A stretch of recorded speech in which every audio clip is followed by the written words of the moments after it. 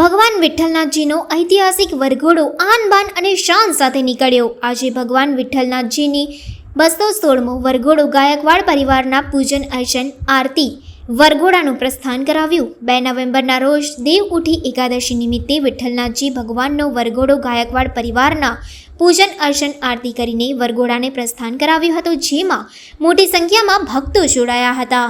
વરઘોડામાં band બાજા ઢોલ નગારા સાથે આન બાન અને શાન સાથે વરઘોડો નીકળ્યો હતો। શહેરના રાજમાર્ગો પર ભક્તોને દર્શન આપવા માટે ભગવાન નીકળ્યા હતા। આ વરઘોડો માંડવી વિઠ્ઠલનાથજી મંદિરેથી નીકળી લહેરીપુરા ન્યાય મંદિર થઈ નવા કારેલીબાગ રોડ પર થઈ બહુચરાજી સ્મશાનની બાજુમાં આવેલા લીંબુવાડી થઈ ગહિનેશ્વર મહાદેવ પહોંચીને હરિહરનું મિલન થશે। ત્યારબાદ સાંજે નિજ મંદિરે પરત ફરશે। રાત્રે 9 થી 11ના સમયમાં શ્રીજીના તુલસી વિવાહ થશે। રાત્રે 11 થી 12 કલાક સુધીમાં ચાંદલાની વિધિ યોજવામાં આવશે।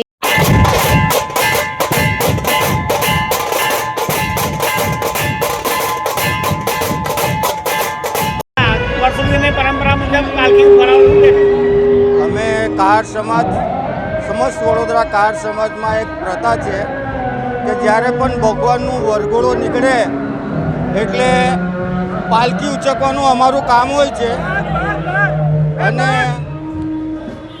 એની અંદર નિસહાય અમે પરંપરાગત રીતે આ સેવા કરીએ છીએ। ભગવાનની સેવા એ અમારા થકી એમના લગ્ન વિધિના પ્રસંગ સુધી જાય છે અને અમને એ જાતની વધારે ખુશી હોય છે કે ભગવાન અમારા ખંડા પર બેસીને એમનું લગ્ન કરવા જાય છે। એટલે કાર સમાજ અને જે પણ કર્ણધારી છે અને જે પાલકી ઉચકો છે એની માટે આ ગૌરવનો દિવસ છે।